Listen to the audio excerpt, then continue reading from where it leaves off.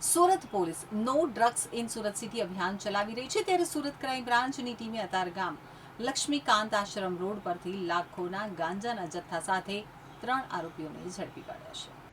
Surat police commissioner, અધિક police commissioner સહિતનાઓની સૂચનાને લઈ યુવાધનને નશાના રવાડે ન ચડે તે માટે no drugs in Surat city અભિયાન ચલાવી રહેલી ક્રાઇમ બ્રાન્ચની ટીમે બાતમીના આધારે કતારગામ લક્ષ્મીકાંત આશ્રમ રોડ સર્જન સોસાયટીની બાજુમાં રોડ ઉપરથી પસાર થતા જ્યુપિટર મોપેડ ઉપર પસાર થતા નિલેશ પુરુષોત્તમ દુધાત, બેચર બચુભાઈ પટેલ અને રવિ અમૃતભાઈ પરવાળિયાને ઝડપી પાડ્યા હતા। તેઓ પાસેના થેલાની ઝડપી લેતા તેમાંથી 14 લાખની વધુની કિંમતનું 28 કિલોથી વધુ ગાંજાનો જથ્થો મળી આવ્યો હતો।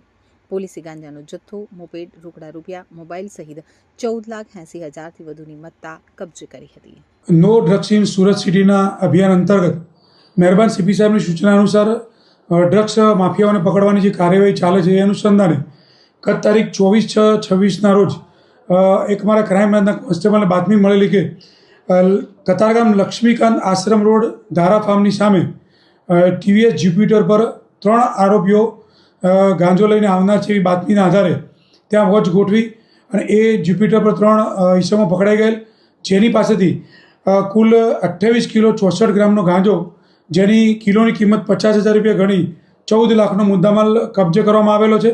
એમની પાસેથી 4 મોબાઈલ, 1630 રૂપિયા રોકડા, કુલ્લે મળીને 14,80,830 રૂપિયાનો મુદ્દામાલ કબજે કરવામાં આવેલો છે।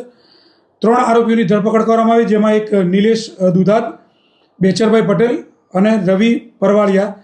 એમાં નિલેશ અને રવિ બંને અમરેલી જિલ્લાના છે અને બેચરભાઈ છે એ ભાવનગર જિલ્લા છે। એમાં રવિ અને નિલેશ એ બંને જણા સાથે આ ધંધો કરતા હતા છેલ્લા 2-3 વર્ષથી, અને એ લોકો કેટરર્સનું કામ કરે છે। અને જે બેચરભાઈ છે એ ઇલેક્ટ્રિશિયનનું વાયરિંગનું કામ કરે છે અને તમામે તમામ આરોપીઓનો ફર્સ્ટ ટાઈમ પકડાયા છે। પણ જે રવિ છે એ અગાઉ 2-3 વર્ષથી આ ધંધો કરે છે, પણ પ્રથમવાર પકડાયેલો છે। એ રેલવે પટરી વરાછા પર એક ઈસમ છે કાલુ માલિયા નામના ઈસમ પાસેથી રેલવે વરાછા પટરી પરથી મુદ્દામાલ લાવેલો છે એવી અત્યારે પ્રાથમિક પૂછપરછમાં જાણવા મળેલું છે અને આગળની તપાસ અત્યારે ક્રાઇમ બ્રાન્ચ કરી રહી છે।